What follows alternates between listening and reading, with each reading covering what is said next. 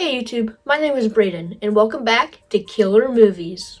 So I am 14 and just getting into movies for the first time, mostly horror, but really all kinds.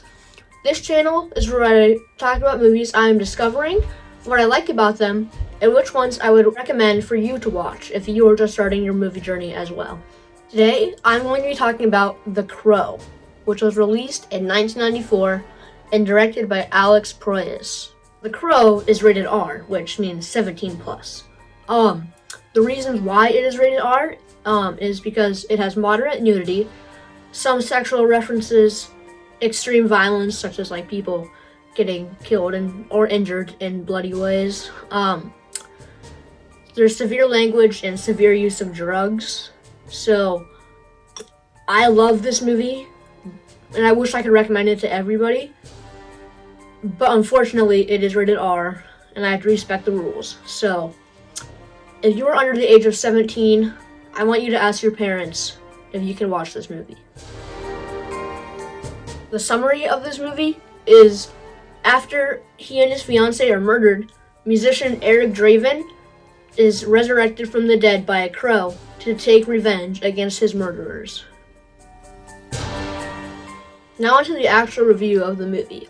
So for the positives, the acting, mostly Brandon Lee's character, like you can like really feel like how he feels. Like you can feel like his distress and sadness. The dialogue in this movie is really good too. Like if most of it feels really real and it makes up some of the best parts of the movie. Brandon Lee's one-liners are very iconic and make the movie very fun to watch because his one-liners are like super cool. The plot of The Crow is super original and makes up for some of like the coolest sequences. Like when Eric Draven, the main character, he has like powers and he just runs across buildings. That is like it's super cool to watch. The action scenes are amazing. Like the fight scenes.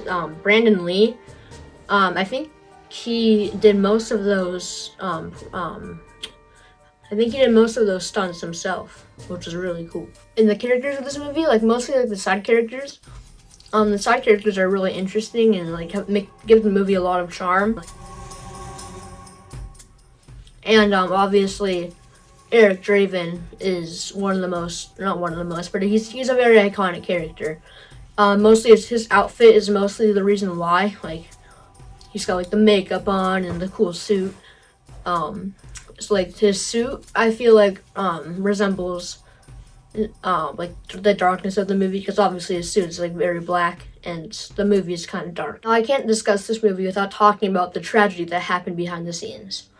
So at the end of the shooting, Brandon Lee, who played the main character Eric Draven, was shot and killed when a prop gun was fired at him and a piece of scrap metal was lodged into the gun and acted as a real bullet and shot and killed him. So this caused the filmmakers to have to improvise how to finish the movie because they didn't want to scrap the movie because they thought that Brandon Lee would have wanted them to, in his honor, finish the movie, which they did.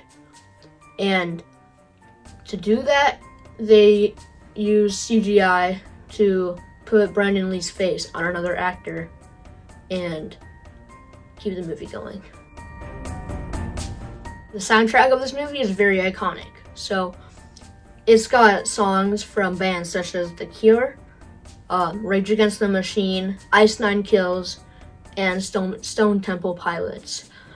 This is a very iconic soundtrack, and if you watch the movie, you will most likely recognize most of the songs on there. All the songs really fit in with the movie.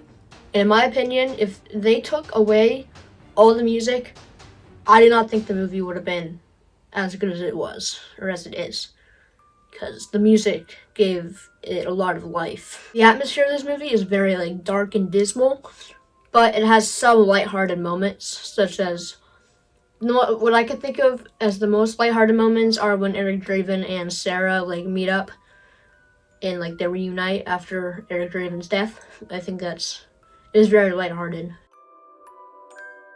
This movie barely had any negatives, but there were some.